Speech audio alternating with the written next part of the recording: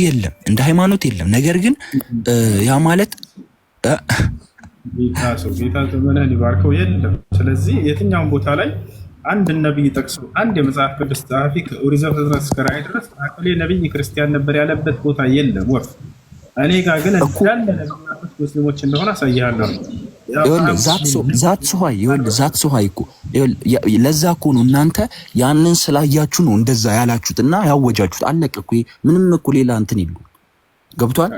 ሌላው ሰው አንድ ብለህ ክርስቲያን ነበር የተገለጸበት ቦታ የለም። እሺ እኮ ያንን በማየት ነው የጻፋችሁት እኮ ነው የምልህ እንዴ። ያንን በማየት ናቸው ብላችሁ ጻፋችሁ እንጂ ፈጽሞ አይደሉም። ገብቷል። ማስረጃ እናውራ።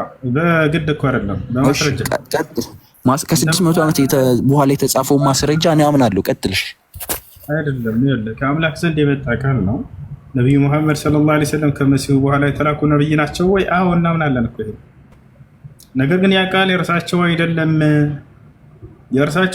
ቁርአን እርሳቸው ተሰጥተው ነው ቁርአንን ከማን ዘንድ ከተባለ ከአምላክ ዘንድ። አምላክ ደግሞ ስላለፈው ዘመን ሁሉ የሚያውቅ ነው ባህሪው። ለሙሴ ስለና አብርሃም ሲገልጥለት ነበር አይደለ?